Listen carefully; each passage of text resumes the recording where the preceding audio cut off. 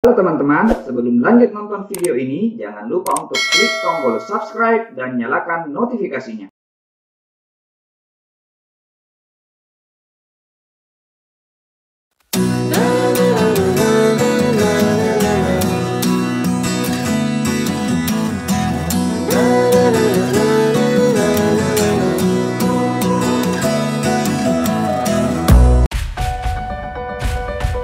Selamat datang kembali di channel Tuan Guru.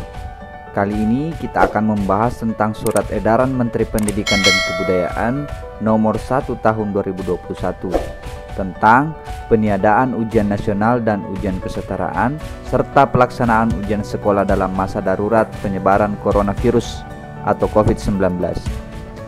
Nah, ini dasar hukumnya. Pada surat edaran ini ada beberapa keputusan penting erat kaitannya dengan ujian nasional dan kenaikan kelas. Nah, seperti yang telah tertera dalam surat edaran tersebut, dijelaskan bahwa berkenaan dengan penyebaran COVID-19 yang semakin meningkat, sehubungan dengan hal tersebut, bersama ini kami sampaikan kepada saudara hal-hal berikut. Yang pertama, ujian nasional dan ujian kesetaraan tahun 2021 ditiadakan.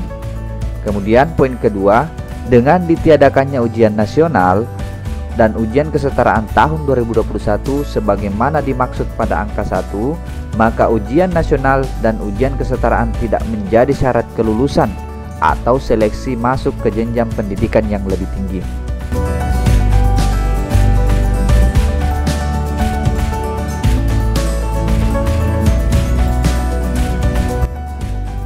Nah, kemudian yang ketiga, peserta didik dinyatakan lulus dari satuan atau program pendidikan setelah.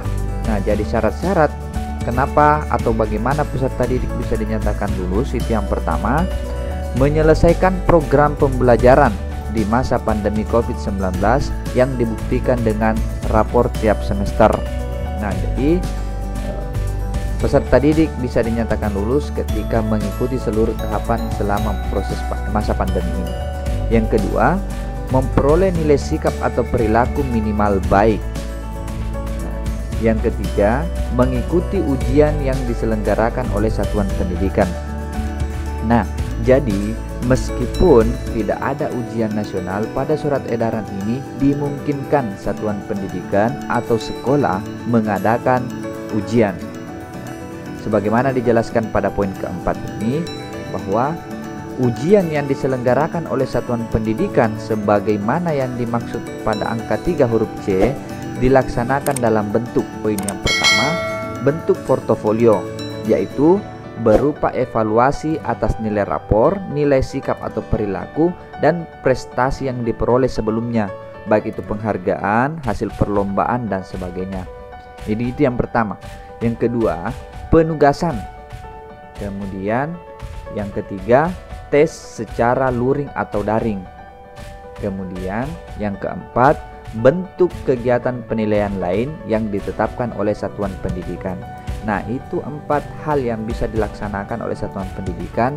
Kemudian lanjut poin kelima, setelah ujian yang diselenggarakan oleh satuan pendidikan sebagaimana dimaksud pada angka 4, peserta didik sekolah menengah kejuruan SMK ya, juga dapat mengikuti ujian kompetensi keahlian sesuai dengan ketentuan peraturan perundang-undangan. Jadi ini khusus untuk adik-adik yang berada di SMK.